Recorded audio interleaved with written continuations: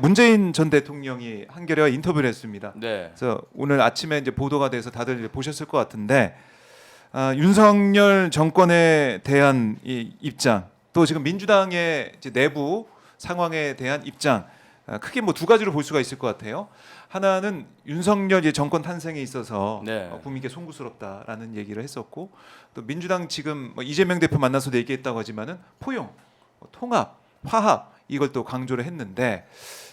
일단은 이거는 뭐 김재호 대변인 먼저 얘기 좀 들어볼까요? 어떻게 보셨습니까? 오늘 인터뷰. 저는 네. 이번 그 문재인 대통령님의 그 한겨레 인터뷰가 네. 좀 전문을 읽어봤는데 굉장히 진솔하게, 솔직하고 진솔하게 그리고 정직하게 한 인터뷰라고 생각하고요.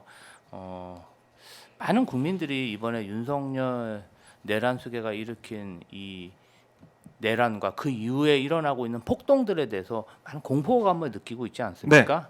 근데 이제 과거 문재인 정권 때 윤석열 내란 수계가 검찰총장이었기 때문에 이 부분에 대해서 좀 의문을 제기하는 분들도 많았습니다. 이제 그 부분에 대해서 굉장히 어떻게 이 사람이 인사를 했고 그 인사하는 과정도 소상하게 설명을 해주셔서 많이 의혹이 풀렸다. 또 그 얘기를 들어보니까 그럴만하다. 그런 평가들이 많았고요. 저도 또 그렇게 생각했습니다. 다만 문재인 대통령님이 말씀하신 것을 보면은 그 윤석열 내란 수계와 같이 일했던 사람들이 윤석열 내란 수계에 대해서 평할 때 욱하는 성격이 있다. 네. 자기 마음 관리가 안 된다. 그리고 자기 사람만 너무 챙기는 그런 보스 기질이 있다. 그래서 굉장히 좀 비토를 했다고 해요. 그런데 일부 사람들이 굉장히 추천을 많이 했고 또 다수가 추천한 걸로 그렇게 보이는데, 사실 그러한 윤석열 내란 수계를 검찰총장까지 임명할 때까지 네. 김건희, 모두가 알다시피 김건희가 뭐 그 로비의 신 아닙니까? 그래서 김건희가 어떠한 인사적 영향을 끼쳤는지 그 부분도 같이 좀 규명이 되면 좋겠다. 문재인 대통령님에게 윤석열을 아주 적극적으로 추천한 사람들 중에서 네. 김건희 씨와 인연을 맺고 그 인연이 아직까지도 이어질 수 있는 그러한 연결고리를 좀 저희가 유추할 수 있지 않겠습니까? 그래서 확실히 윤석열 내란 수계를 검찰총장으로 그런 추천한 사람들, 이 부분에 대해서도 좀 저는 개인적으로 매우 궁금합니다. 어떤 사람들이 이렇게 윤석열 대통령을 추천했는지. 네. 많은 사람들이 추천했다는데 그 중에서도 아직도 저는 김건희 씨와 뭔가 연결고리가 있는 사람이 있을 것이다. 그렇다면은 그 부분도 좀 소상히 밝혀졌으면 합니다. 네. 그래요.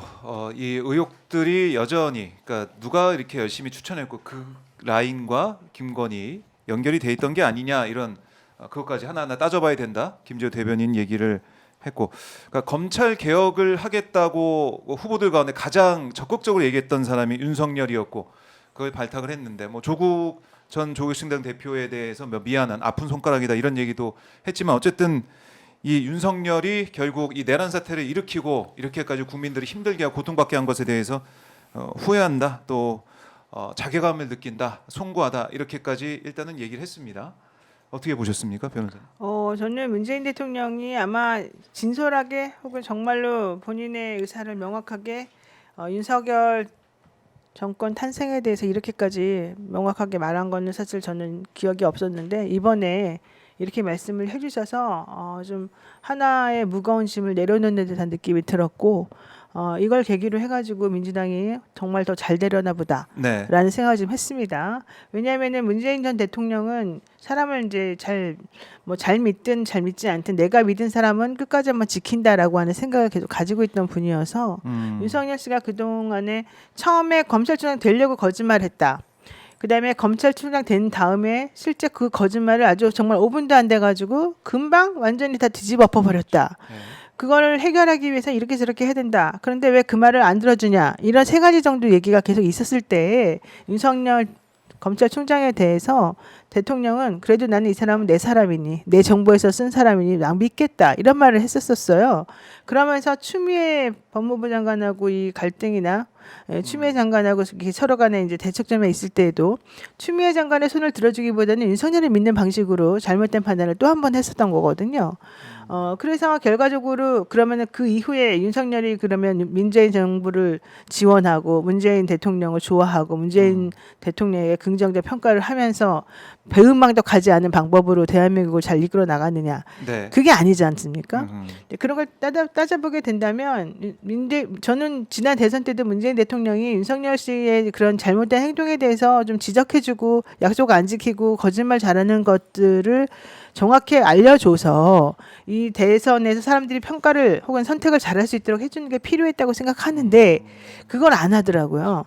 그리고 오히려 이재명 대표와의 그런 껄끄러운 관계나 경선 패배 같은 걸 못 받아들이고 있는 이낙연 전 대표나 이런 분들의 손을 더 잡아주는 듯한 느낌을 받아서 저는 그게 당시 민주당을 지지했던 사람들에게 큰 상처로 남아있다고 생각을 해요. 그런데 어쨌든 지금 이번에 아주 중요한 타임에서 문재인 대통령이 그 부분을 언급을 분명히 했고 네. 검찰 개혁하겠다던 윤석열 발탁한 거 두고두고 후회한다 이런 말씀도 하셨고 실제 이런 식으로 해가지고 우리가 대선에 졌지만 앞으로는 과거에 머무르지 말고 새로운 길을 향해서 나아가야 되지 않겠냐라면서 손을 내밀어서 본인이 어른처럼 먼저 했던 거 매우 중요하게 생각하고 그 과정에서 당시에 윤석열을 임명하면 안 된다고 했던 사람들은 소수다. 그러니까 그 얘기를 했어요. 그 얘기는 무슨 얘기냐면 수많은 사람들이 윤석열을 일단 믿었고 윤석열이 모든 사람을 속였고 네. 그래서 전체적으로는 우리들이 그런 판단을 하는 것이 그 당시에는 좀 자연스러워 보였는데 이제 생각해보니 잘못된 판단이었고 그건 내 책임이었다. 미안하다. 그렇지만 앞으로 우리가 그것만 계속해서 물고 늘어질 수는 없으니 그걸 해결하기 위해서라도 앞으로는 포용하고 서로 간에 아픈 손가락들을 서로 같이 보듬어주면서 이 사건을 해결하고 싶다. 지금 이 얘기를 하는 거잖아요. 전 이게 사과의 제스처이자 국민들에 대한 자기 반성이라고 생각하는데 이제 이런 말까지 나왔으면 더 이상 이거 가지고 민주당이 내분을 일으키거나 하지 말고 실질적으로 이 윤석열 정권이 무도하다는 건 이미 다 밝혀졌으니까 네.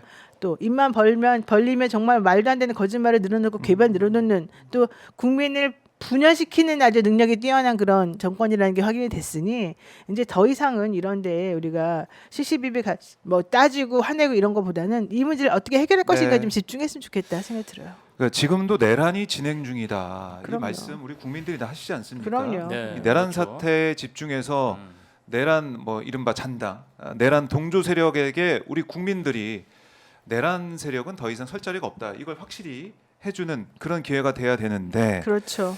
뭐 그런 면에서 이제 문재인 전 대통령의 인터뷰를 통해 가지고 확실히 윤석열 정권 탄생에 대해 자괴감 또 송구하다 또 윤석열 발탁을 후회한다 이렇게까지 얘기한 건 평가의 부분이 있어요. 그럼요.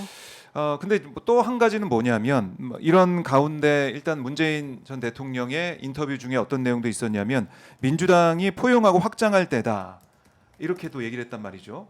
그래서 어떤 활동이나 경쟁에 대해서 자꾸 민주당 내 일각에서 그것을 자꾸 분열로 비판하고 밀쳐내는 거 바람직하지 않는 일이다. 그게 민주당을 협소하게 만드는 거다라고 얘기를 했습니다. 그래서 지금 김경수 전 지사나 아니면 임종석 전 비서실장이나 이런 문재인 정부 때 인사들이 나와서 얘기하는 것들 이게 어떤 경쟁 또 포용하고 또 하나가 되는 그런 과정에서 나오는 목소리다라고 문재인 전 대통령 판단하는 것 같은데 근데 저는 개인적으로 어떤 생각이 드냐면 오히려 이런 얘기를 하는 게 내란 사태 종식이나 내란 사태를 끝내는 데 대해서는 어떻게 시선을 좀 분산하는 그런 부정적인 영향이 또 있지 않을까라는 생각도 들더라고요.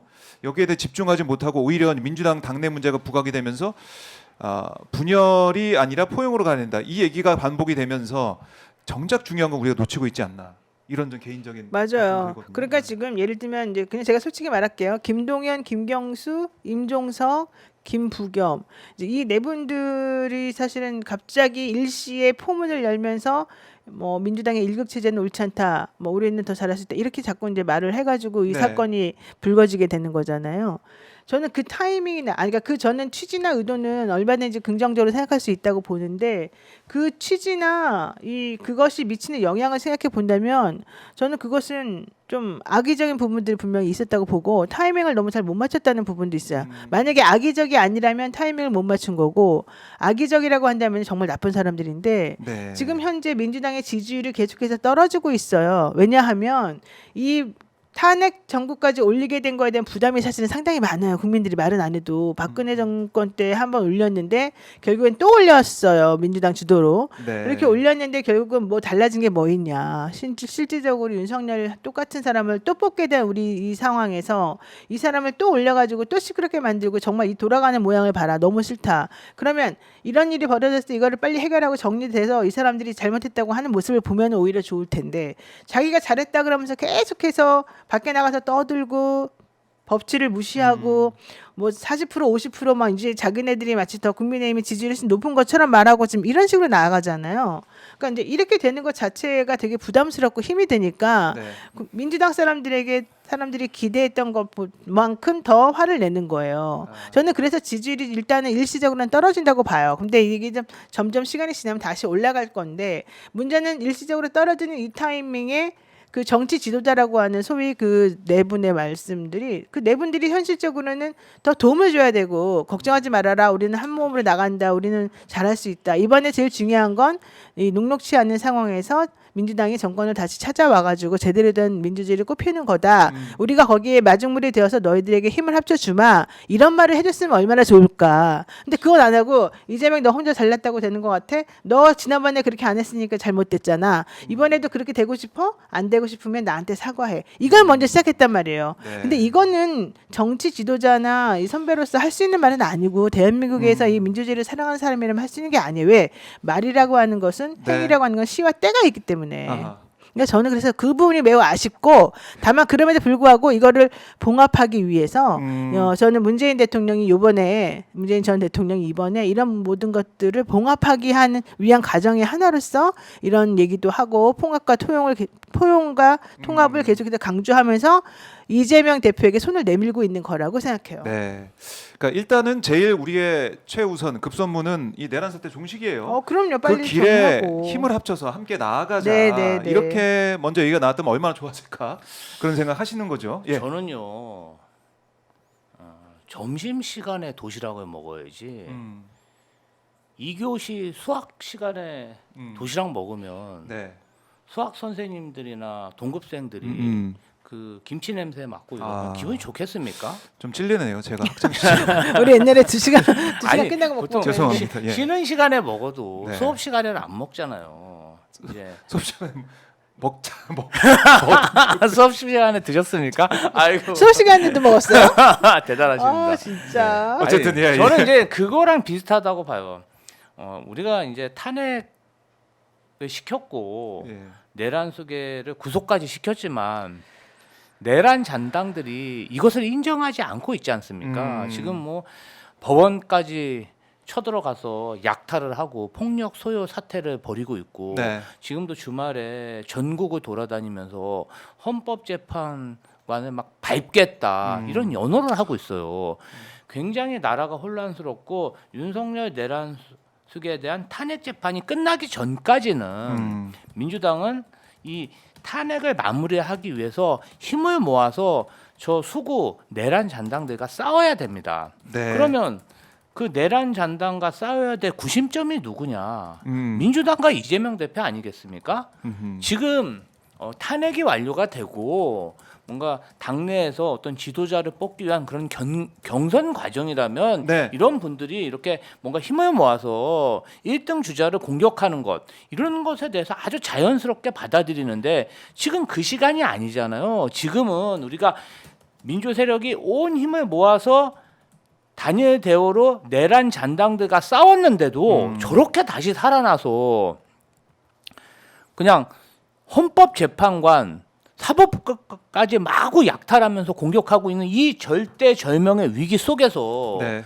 지금 뭔가 민주당의 단일 대우를 깨고 민주당의 구심점인 이재명 대표를 여러 사람이 공격하니까 많은 당원들과 지지층에서는 이게 웬 뜬금포냐, 네. 왜 분위기 파악 못하냐 이런 얘기들을 하는 것이에요. 아마도 이제 이분들은 3월 초에는 또 대선 경선이 일어날 것이고 본인들이 언더독으로서 너무 지지율이 낮다 보니까 아마 좀 어떤 언론 주목을 받기 위해서 이런 말씀을 하시는 것 같은데 네. 아마도 지난 12월 내란을 경험한 사람들 그 추운 겨울에 여의도와 광화문에서 계속 나와서 시위에 참여하시는 그분들의 마음을 보면요. 이분들은 정말 대한민국을 위한 절대절명의 그런 마음으로 밖으로 나가고 그걸 쟁취해낸 분들 아니겠습니까? 그분들이 보기에는 너무 아쉬운 거죠. 근데 그 아쉬움에 대해서 일반 국민들이나 지지층이 이야기를 하면은 네. 어떤 좀 어허. 겸하게 수용하시고 뭔가 좀 분위기 파악을 좀 하셨으면 좋겠다. 네. 이건 점심 시간에 점심 먹어야죠. 2교시 수업 시간에 점심 먹으면 안 됩니다. 선생님들하고 그래요. 학생들이 싫어해요. 그러니까 시간에 맞춰야죠. 내가 급하다고 먼저 밥 먹어버리면 어떡합니까? 예. 맞아요. 그래 그러면 안 쉬는 시간에 먹는 건 좀 괜찮은데 네. 그렇다고 수업 시간에 먹는 건 또 그렇다. 내란 네. 잔당들이 너무 지금 날뛰고 있잖아요. 맞아요. 그래요. 때가 중요한데 지금은 그럴 때가 내란 아니다. 예, 잔당 동조 세력에 대해서 우리 대한민국의 민주주의 회복력을 보여줘야 될 때다. 아주 현재 재판도 심판도 진행 중이고 또 형사 재판이 시작되는 그런 시점입니다. 때가 중요하다라고 말씀을 드리고